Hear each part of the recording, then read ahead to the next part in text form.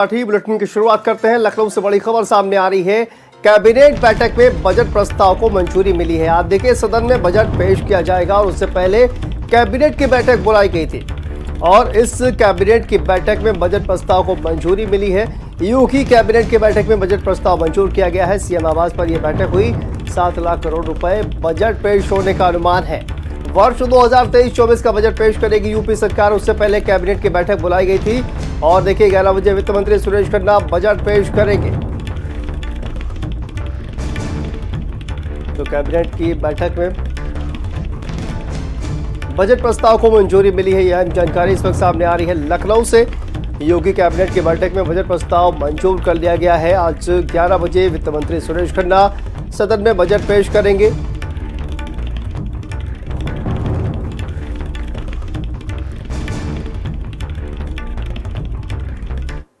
तो देखिए, योगी सरकार आज सदन में बजट पेश करेगी और 7 लाख करोड़ रुपए के आसपास ये बजट होगा, इस तरह का अनुमान लगाया जा रहा है। क्योंकि पिछले बजट की बात की जाए तो 6.25 लाख करोड़ रुपए का बजट था और इस बार 7 लाख करोड़ रुपए के बजट पेश होने का अनुमान लगाया जा रहा है। वर्ष 2023-24 का बजट पेश करेगी यूपी सरकार। बजट में 2024 के चुनाव की तैयारियों की भी झलक दिखेगी। आधार पर प्रदेश में भी आज बजट पेश होने वाला है योगी सरकार का। आप देखिएगा, बहुत ही महत्वाकांक्षी सभी वर्गों का समायोजन और समाज के ऊपर से लेके आखिरी पंक्ति के व्यक्ति तक को छूने वाला ये बजट होगा और आने वाले वर्षों के लिए एक मील का पत्थर साबित होगा। पिछली बार तो खर्च नहीं हो पाया सर, पिछली बार इस बार भी रह गया।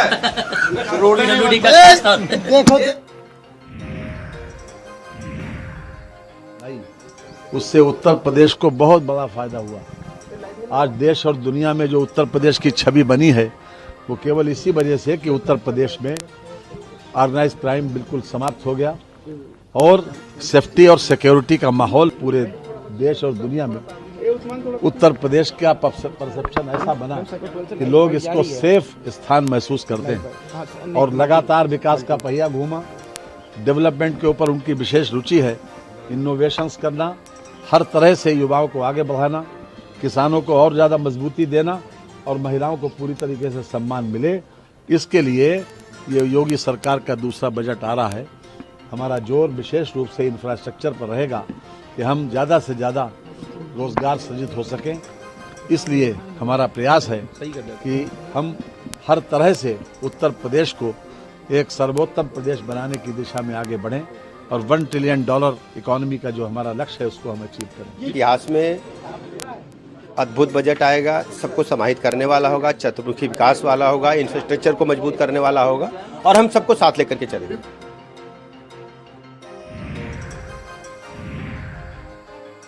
विधानसभा सत्र का आज तीसरा दिन है और आज बजट पेश होना है। उत्तर प्रदेश सरकार आज अपना दूसरा बजट पेश करने जा रही है।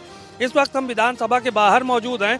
आपको तस्वीरें दिखा रहे हैं कि सुरक्षा के पुख्ता इंतजाम किए गए हैं और यहाँ पर विधानसभा के सामने आप देख सकते हैं कि वज्र वाहन खड़ा किया गया है। ये बख्तरबंद जो है वज्र वाहन है और साथ ही साथ CRPF यहाँ पे तैनात की गई है सुरक्षा में विधानसभा के, और बाहर उत्तर प्रदेश पुलिस भी तैनात की गई है कि अगर किसी भी तरह का कोई धरना होता है, प्रदर्शन होता है या कोई लोग जो है वो अराजकता करते हैं तो उसको नियंत्रित करने के लिए यहाँ पर तैयारियाँ मुकम्मल कर ली गई हैं। 2 दिन पहले समाजवादी पार्टी के विधायकों ने ज़ोरदार प्रदर्शन किया था और सरकार के खिलाफ जमकर नारेबाजी की थी जब राज्यपाल का अभिभाषण चल रहा था। और साथ ही साथ शिवपाल यादव के नेतृत्व में यहाँ पर चौधरी चरण सिंह की प्रतिमा के सामने धरना प्रदर्शन भी किया गया था। इन्हीं सब बातों को ध्यान में रखते हुए आज जो है वो बजट जब पेश होना है, मुख्यमंत्री योगी आदित्यनाथ और वित्त मंत्री सुरेश खन्ना बजट पेश करेंगे तो उससे पहले ये सब तैयारियां जो है वो मुकम्मल कर ली गई हैं। यानी कि बाहर की सुरक्षा तो बेहतर है ही और अंदर की सुरक्षा में भी तमाम पुलिस बल तैनात किया गया है ताकि किसी तरह की कोई दुश्वारी का सामना ना करना पड़े। कैमरामैन आशीष के साथ सीमाब नकवी, भारत समाचार, लखनऊ। तो देखिए, बड़ा बजट पेश होने वाला है और तमाम सहयोगी हमारे साथ जुड़ गए हैं। संजय चौहान हमारे साथ जुड़े हुए हैं लखनऊ से, सीमा आप जुड़े हुए हैं, इसके अलावा कानपुर से हमारे साथ अवनीश जुड़े हुए हैं और दानिश जुड़े हुए हैं नोएडा से। सबसे पहले हम सीमा आपका रुख करते हैं कि देखिए एक 7 लाख करोड़ रुपए का बजट पेश होने का अनुमान जो है वो जताया गया है। और इस बार कहा यह जा रहा है कि महिलाओं पर फोकस रहेगा, मध्यम वर्ग पर फोकस रहेगा। क्या कुछ जानकारी लेकर सामने आ रहे हैं, क्योंकि अभी वित्त मंत्री से जो है वो बातचीत भी हुई है, क्या कुछ उनका कहना है? सीमा, देखिए, जाहिर है कि इस बार का जो बजट होगा वो ऐतिहासिक बजट है और 7 लाख करोड़ का ये बजट जो है वो बताया जा रहा है। पिछले बार लगभग 6.5 लाख करोड़ का बजट आया था और अब की इसका स्वरूप और बड़ा हो गया है। 7 लाख करोड़ का बजट जो है वो बताया जा रहा है।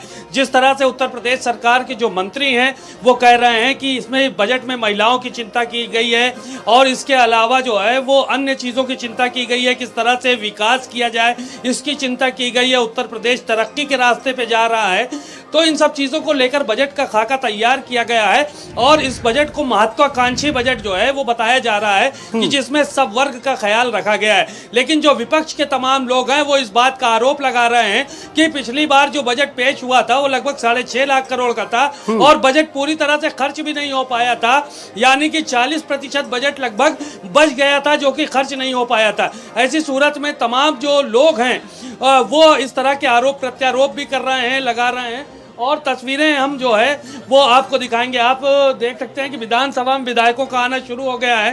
ये जाहिद बेग हैं जो कि विधायक हैं समाजवादी पार्टी से। आज शेरवानी में नजर, सर आज शेरवानी में नजर आ रहा है, क्या बात है? शेरवानी और लुंगी कुर्ता देश को आज़ाद कराने के लिए लोगों को कुर्बानी दी है। इसके अलावा अब्दुल कलाम आज़ाद, शंकर दयाल शर्मा और पूर्व प्रधानमंत्री पंडित जवाहरलाल नेहरू भी शेरवानी पहन के आते थे। और यही नहीं, आजम खान साहब शेरवानी पहन के विधानसभा उत्तर प्रदेश की शोभा बढ़ाते थे। ये अलग बात है, यहाँ की सरकार बाबा को शेरवानी पसंद नहीं आता। आज हम लोग इसलिए शेरवानी पहन के आ रहे हैं कि कितने शेरवानियों को आप बाहर करेंगे। शेरवानी हिंदुस्तान की पहचान है और आज आजम खान साहब को अलग करके और हम लोग आप देश को बांटना नहीं चाहते। आजम खान की याद में पहन के आए शेरवानी आप? अरे यार, देश की कुर्बानी जो दिया है आजम खान साहब जो उत्तर प्रदेश में आते हैं थे, आज हमारे विधानसभा में नहीं है, इसलिए ये क्या सभी लोग शेरवानी पहन के आ जाएंगे? देखिए आप बताएंगे आपको। तो ये शेरवानी पहन के जाहिद बेग साहब जो है वो साइकिल से विधानसभा पहुंचे हैं। ये तस्वीरें हमने आपको दिखाई हैं कि किस तरह से विधायकों का आना शुरू हो गया है। तमाम विधायक हैं और ये कह रहे हैं शंकर दयाल शर्मा, पंडित जवाहरलाल नेहरू सहित आजम खां विधानसभा में शेरवानी पहन के आया करते थे और आज उन्हीं की जो है वो याद एक तरह से ताज़ा करने के लिए वो यहाँ पर आए हैं। और साथ ही एक आरोप इन्होंने और भी लगाया कि उत्तर प्रदेश सरकार में बैठे हुए लोगों को शेरवानी पसंद नहीं है। शायद यही वजह है कि हम लोग शेरवानी पहन के आए हैं और किस किस को विधानसभा से बाहर किया जाएगा ये देखने वाली बात है। बहरहाल बजट पे चर्चा हो रही थी। बजट आज जो है वो 7 लाख करोड़ से ज़्यादा का जो है पेश होने वाला है, जिसमें सरकार के जो मंत्री हैं वो बता रहे हैं कि इस बार का बजट जो है वो बेहद महत्वाकांक्षी होगा, जिसमें सभी वर्गों का ख्याल रखा जाएगा और उसके साथ ही साथ जो है वो महिलाओं का और जितने भी विभाग हैं उनका विशेष ख्याल रखा गया है ताकि जो आने वाले समय में तमाम विकास के कार्य हैं वो पूरे हो सकेंगे। हालांकि विपक्ष जो है वो पूरी तरह से हमलावर नजर आ रहा है और यही बस एक आरोप है कि जो पिछली बार बजट पेश किया गया था उसका पूरा हिस्सा खर्च नहीं हो पाया और नया बजट फिर से जो है वो आ गया काफी ज्यादा है और काफी ज्यादा फोकस करने की कोशिश भी सीमा सरकार जो है वो कर रही है, लेकिन बजट आने के बाद पता चलेगा कि क्या कुछ हुआ। दानिश हमारे साथ जुड़े हुए हैं नोएडा से। दानिश, देखिए $1 ट्रिलियन की अर्थव्यवस्था बनाने की सरकार की कोशिश है, किस तरह की अपेक्षाएं अगर देखा जाए तो नोएडा के जो तमाम लोग हैं वो उनकी इस बजट को लेकर है और क्या वहाँ के जो लोग हैं उनका क्या कुछ कहना है? दानिश, बिल्कुल सही कहा आपने कि सरकार के अपने अलग अलग चीजें होती हैं, लेकिन राज्य का जो बजट होता है वो बहुत महत्वपूर्ण होता है। हम कम बात करेंगे, हम आम लोगों से ही पहले शुरुआत करेंगे कि आखिर वो इस बजट में क्या चाहते हैं, क्या मानते हैं। 60 लाख करोड़ का बजट है, पिछली बार 650,000 करोड़ का बजट था, तो क्या मानते हैं, किस तरीके से क्या होना चाहिए इस बजट में आप लोगों के लिए? सर हमें बहुत उम्मीद है यूपी सरकार से, यूपी गवर्नमेंट से। और ये जिला हमारा जो जिला गौतम बुद्ध नगर, ये इंडस्ट्रीज का हब है और ओडीओपी में गारमेंट इंडस्ट्रीज में आता है। हमारी ये संस्था एमएसएमई इंडस्ट्रियल एसोसिएशन नोएडा जो 25,000 उद्योगों का नेतृत्व यहाँ कर रही है। और हम चाहते हैं कि बजट, जैसे कि अभी इन्वेस्टर समिट हुई, इन्वेस्टर समिट में लाखों करोड़ रुपए का निवेश यहाँ हुआ है तय। तो इसमें हमें ये चाहिए कि उद्योगों के लिए सरकार इंफ्रास्ट्रक्चर के लिए बहुत कुछ करेगी, और जब इंफ्रास्ट्रक्चर के लिए बहुत कुछ करेगी तो निश्चित रूप से यहाँ के औद्योगिक क्षेत्र को बहुत बेनिफिट मिलेगा। क्षेत्र को बेनिफिट मिलेगा। मध्यम वर्गीय अगर परिवार जो है जब बजट आता है तो उसकी बड़ी आशाएं होती हैं, तो मध्यम वर्गीय परिवार क्या चाहता है, क्या होना चाहिए इस बजट में उसके लिए, इतने बड़े जो बजट लाया जा रहा है? मध्यम वर्गीय परिवार जो है वो पेट्रोल पे, डीजल पे और यातायात के उस पर थोड़ा निर्भर करता है। तो सरकार को चाहिए कि थोड़ा इस पर भी कंट्रोल करे, जिससे आम आदमी की जैसे किराया, खर्चा, भाड़ा, इंडस्ट्री वालों को जो भी यातायात की सुविधा है वो थोड़ी रीजनेबल रेट पे मिले, ताकि उनको थोड़ा सा आराम, अंदर से सुकून कुछ मिल सके। कहीं ना कहीं देखिए चीजें होती है। ये बताइए, जैसे महंगाई बढ़ रही है तो महंगाई में क्या मानते हैं, बजट में क्या ऐसा कर सकते हैं जो महंगाई पे कम से कम कंट्रोल? हम तो सरकार से यही उम्मीद करेंगे कि बजट अच्छा होना चाहिए, और हम छोटे छोटे व्यापारी हैं उसी के हिसाब से काम अच्छा होना चाहिए। बस हम तो यही क्या मानते हैं, कैसा होना चाहिए बजट? महंगाई कम होनी चाहिए हर चीज में, बिजली के रेट कम होने चाहिए, और उद्योगों के लिए विशेष प्रकार के पैकेज देना चाहिए उनको, ताकि छोटे बड़े उद्यमी हैं सबके सब अपना कार्य सही से कर सके। बिल्कुल दानिश, देखिए डीजल पेट्रोल के दाम हो या फिर कहा जाए कि जो छोटे व्यापारी हैं उनकी जो तमाम समस्याएं हैं उनको लेकर ये सरकार की तरफ जो है वो उम्मीद भरी निगाहों से देख रहे हैं। वापस लौटेंगे आपके पास, हमारे साथ कानपुर से अवनीश जुड़े हुए हैं। अवनीश, आपके पास आते हैं। देखिए कानपुर की अगर बात की जाए तो जो मेट्रो प्रोजेक्ट है वो चल रहा है और आधा-अधूरा जो काम है वो वहाँ पर हुआ है। इसके अलावा पनकी पावर प्रोजेक्ट समेत तमाम ऐसी योजनाएं हैं जिनमें कहा यह जा रहा है कि सरकार बजट दे सकती है। कानपुर के लोगों के लिए महंगाई भी जो है एक बड़ा मुद्दा हो सकती है, तो कानपुर के लोगों का क्या कुछ सोचना है इस बजट को लेकर, और क्या इसको लेकर जो है वो जानकारी सामने आ रही है? अवनीश, देखिए 7 लाख करोड़ का बजट है, जो आकार बताया गया है, जो बजट आज योगी सरकार का दूसरा बजट आएगा उसमें 7 लाख करोड़ रुपए का बजट है। और इसमें सबसे पहले जो महत्वपूर्ण मुद्दे आए थे कि महिलाओं के लिए, युवाओं के लिए और किसानों के लिए बात की जाएगी, लेकिन सबसे इसमें जी इंफ्रास्ट्रक्चर की बात करेंगे, नए एयरपोर्ट की बात करेंगे, नए हाईवेज की बात करेंगे। इसके साथ जो ऐसी कई समस्याएं जो आम आदमी जुड़ी होती हैं, चाहे पानी बिजली की हो, चाहे खाद्यान्न की हो, सभी मुद्दों पर बात करें, चाहे डीजल पेट्रोल की बात करेंगे, इन सभी बात करनी। हमारे कई व्यापारी यहाँ पर मौजूद है, आइए उनसे बात करते हैं। किस तरह की बजट आप चाहते हैं? हम चाहते हैं कि उत्तर प्रदेश सरकार जो बजट आवे व्यापारी हितैषी होना चाहिए। व्यापारी समाज चाहता है कि जैसे हम लोग का जीएसटी हम लोग का टैक्स जाता है उसी से पैसा काट करके हम लोग का पेंशन व्यापारी समाज को दिया जाए। जब हम लोग 60 साल पर रिटायर हों या काम लगना हो तो उनको पेंशन लागू किया जाए, जो हम व्यापारी बहुत उम्मीद है। और साथ ही चाहते हैं कि जो पेट्रोल डीजल है उसको जीएसटी के दायरे में ला करके और उसके अंदर ला करके हम व्यापारी को राहत देने का कार्य किया जाए। अब जो बजट आ जा रहा है, क्या उम्मीदें रखते हैं, किस तरह की छूट चाहते हैं? सरकार से हम ये उम्मीद करते हैं कि वैसे तो व्यापारिक हितों के ही लिए काम कर रही है, लेकिन बजट से इस बार हम लोगों को बहुत उम्मीदें हैं। हम सरकार से अपेक्षा रखते हैं कि वो इस तरीके की आर्थिक नीतियाँ बनावें कि हम लोगों को जीएसटी में राहत मिले और सड़क सुरक्षा संबंधी राहत मिले, सड़कें अच्छी हों जिससे कि व्यापार में लाभ हो। इस तरीके की हम लोग उम्मीद रखते हैं। अभी इन्वेस्टर समिट हुई थी, G20 देश विदेश के व्यापारी आए तो उन्होंने निवेश करने की बात की थी। उसे लगा किस तरह निवेश आएगा और किस तरह बजट? मुझे पूर्ण रूप से उम्मीद है कि बहुत अच्छा निवेश कानपुर पे लगेगा। और कुछ उत्तर प्रदेश की गवर्नमेंट द्वारा विगत 2 फरवरी को एक अध्यादेश लागू किया गया कि बाहर से आ रही वस्तुओं पे, खाद्य वस्तुओं पे मंडी शुल्क समाप्त हो गया। वो मंडी शुल्क केवल मैन्युफैक्चरर के लिए समाप्त किया गया है। मुझे उत्तर प्रदेश सरकार के आशा करता हूँ कि उसके साथ बाहर के आने वाली सारी वस्तुओं पे मंडी शुल्क समाप्त किया जाए, क्योंकि अंतर खत्म हो गया। फैक्ट्री वालों के लिए मंडी शुल्क नहीं ना, और यहाँ पे खाने वाला जो रिटेल खा रहा है उसके लिए मंडी शुल्क है, व्यापारियों के लिए मंडी शुल्क है। जैसे कोई आप धनिया अगर ऊंझा से मंगाते हैं और अशोक मसाले मंगाता तो उस पर मंडी शुल्क देना, परंतु मैं मंगा के अगर भैया को बेच रहा हूँ तो उस पर मंडी शुल्क है।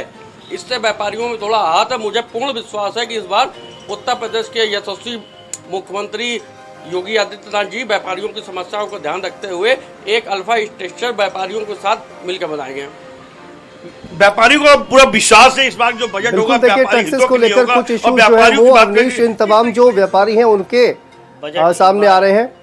से उम्मीद यही है कि जो टैक्सों का दायरा है, जो हर तरीके के टैक्स बढ़ाए जा रहे हैं, अभी हम लोगों के हाउस टैक्स भी काफ़ी बढ़ रहे हैं, पीछे नोटिसें भी आई हुई है। मुझे उम्मीद है कि इस तरीके से मतलब कई गुना टैक्स बढ़ा दिया जा रहा है। जो हम लोगों का पुराना टैक्स था उससे 3-3, 4-4 गुना टैक्स बढ़ाया जा रहा है। हाउस टैक्स की समस्या है। जीएसटी तो खैर नहीं है उनके साथ में, लेकिन कहना चाहूँगा मैं, चूँकि प्रदेश के मुखिया हैं हमारे, और जीएसटी में 18 के केस खोले जा रहे हैं और उन पे जो है कोई सुनवाई नहीं हो रही है। किसी भी तरीके के व्यापारी को राहत नहीं मिल रही है। व्यापारियों को राहत नहीं मिल रही, लेकिन व्यापारी अपनी मांग जरूर कर रहे हैं। उनकी मांग है। ठीक है अवनीश, वापस आएंगे आपके पास। हम देखिए मनोज पांडे क्या कुछ कह रहे हैं, पहले सुनते हैं। है वही लोकतंत्र अच्छा होता है जिसमें सत्ता पक्ष अपनी आलोचना को भी सुनने की हिम्मत रखे। आपको लगता है कि शब्दों का कुछ ऐसा इस्तेमाल किया या सरकार उस शब्द नहीं सुनना चाहती? देखिए, कवि साहित्यकारों को कभी इस श्रेणी में नहीं रखा गया है। हमने उन तमाम मंचों को देखा जिसमें देश के बहुत बड़े संवैधानिक पदों पर बैठे हुए लोग थे। कवि साहित्यकारों ने उनके कार्यों की आलोचना किया। ये कोई नई चीज नहीं है। इसका उदाहरण बहुत दिनों से देश में कवि साहित्यकार और पत्रकारों को इससे बाहर रखना चाहिए, तभी हमें अपनी कमियां मालूम होंगी। तो मनोज पांडे जी को सुन रहे थे आप लोग कि किस तरह। तो देखिए मनोज पांडे को आप सुन रहे थे। वापस आते हैं आपके पास। संजय, आपका रुख करते हैं। देखिए कौन कौन आप इस वक्त कहाँ पर मौजूद है संजय, और कौन कौन जो है वो आ चुका है, क्योंकि आज बजट पेश होने वाला है और आज 7 लाख करोड़ रुपए का जो बजट है वो पेश होने का अनुमान जताया गया है। महिलाओं को, मध्यम वर्ग को खासकर फोकस किया जा रहा है। संजय। बिल्कुल, क्योंकि निकाय चुनाव है, निकाय चुनाव के बाद 24 के लोकसभा के चुनाव होंगे, तो ऐसे में आज 7 लाख करोड़ से भी ज़्यादा का भारी भरकम बजट पेश किया जाएगा। और क्योंकि सुरेश खन्ना ने सुबह ही भारत समाचार में बताया कि किस तरीके से लोगों को जो है लाभ मिल सके, उसको लेकर के ये बजट पेश किया जा रहा है। पहले मैं कुछ लोगों से बात कर लेता हूँ और उसके बाद फिर बताता हूँ। आज बजट आ रहा है, क्या उस बजट से युवा होने के नाते क्या उम्मीदें करते हैं? उत्तर प्रदेश में बजट से कोई उम्मीद नहीं है।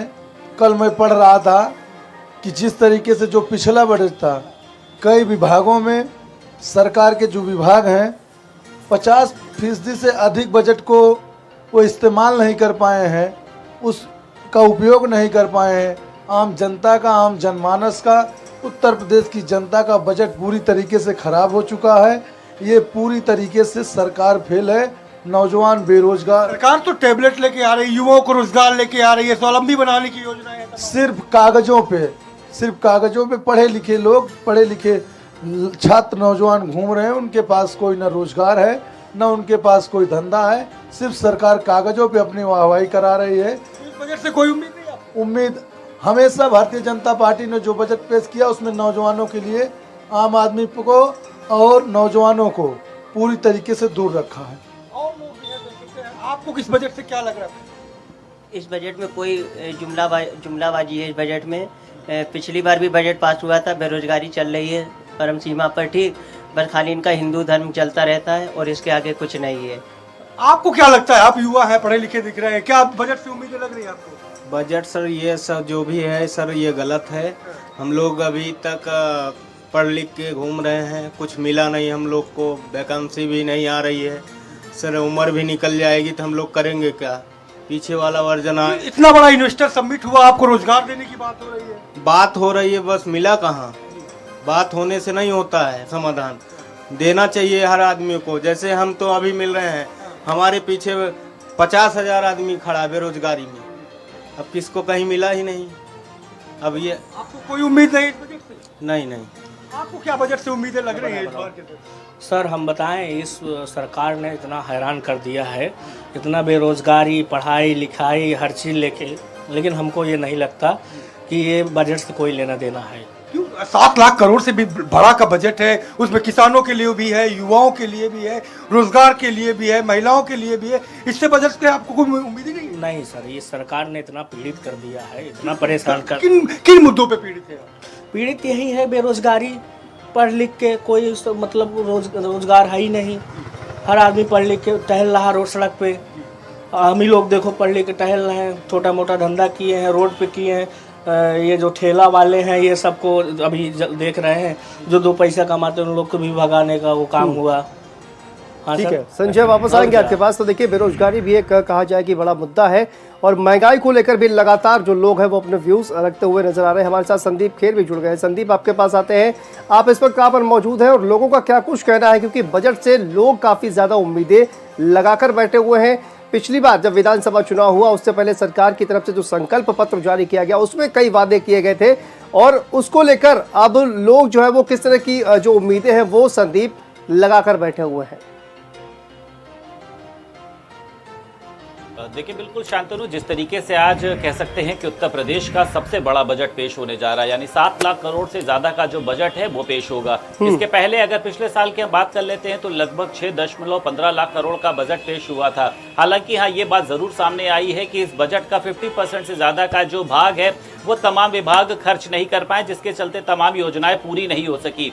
लेकिन आज के बजट को लेकर देखिए, ये खास माना जा रहा है कि चाहे वो MBBS की सीटों को बढ़ाने को लेकर हो, पैरामेडिकल की पढ़ाई के लिए नर्सिंग कॉलेज खोलने को लेकर हो, महिलाओं को इस बजट से किस तरीके से सीधे तौर पर फायदा मिल सकता है, वो चाहे बुंदेलखंड में फार्मा पार्क हो, एक जिला एक उत्पाद के मेडिकल कॉलेज खोलने को लेकर हो, सड़कों की व्यवस्थाओं, एक्सप्रेस वे, तमाम ऐसी चीजों को लेकर एक भारी बजट जो है आने की संभावना है। युवाओं का साफ तौर पर कहना यह है कि हमें रोजगार मिलना चाहिए, शिक्षा जो है वो कहीं ना कहीं से सस्ती होनी चाहिए और दवाओं के उत्पादन के हब को भी यहाँ पर बनाने की तैयारी। युवा है यहाँ पर हमारे साथ, एक बार उनसे भी बात कर लेते हैं। सर, एक बार थोड़ा सा आप लोगों से बात करना चाहेंगे, लाइव हैं आप सर। नहीं, आज बजट पेश हो रहा है यूपी का, इसको कैसे देखते हैं आप? क्या युवाओं के लिए क्या होना चाहिए सर? हम ऑलरेडी मीटिंग में हैं। युवाओं के लिए क्या होना चाहिए सर बजट में? अब युवाओं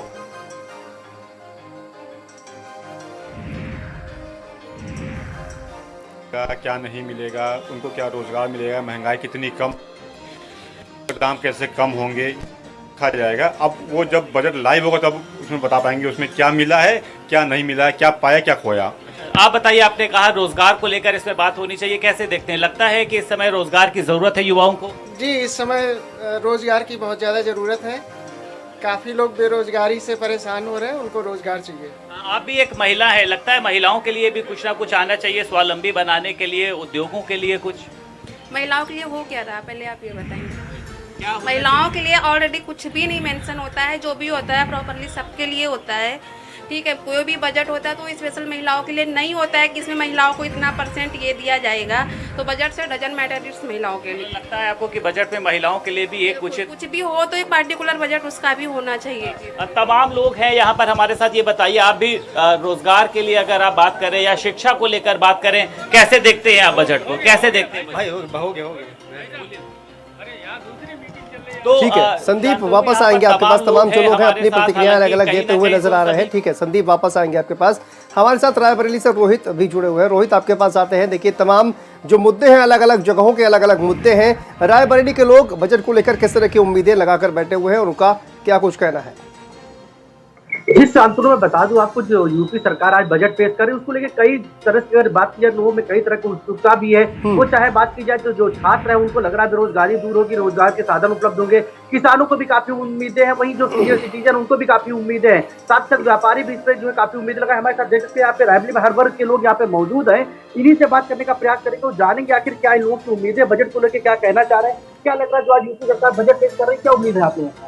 उम्मीद है कि जो है किसानों की आय बढ़ेगी और इसमें जो है किसानों को मध्य प्रदेश की तरह जो है अलग से पीएम किसान निधि में पैसा जोड़ा जाएगा 2000। और भी कुछ लोग इनसे आते व्यापारी भी हैं, क्या लग रहा है जिस हिसाब से आप लोग दुकान कर रहे हैं, व्यापारी हैं, क्या चाह रहे हैं इस बजट में लेकर, क्या चाह रहे हैं बजट को लेकर, क्या कहते हैं?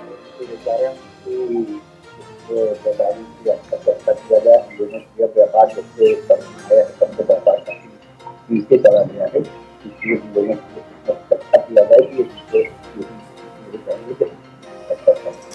कुछ और भी लोग जो रोजगार के लिए है इनसे बात करेंगे। क्या लग रहा है जो बजट आज आ रहा, बजट लेके क्या कहेंगे आप?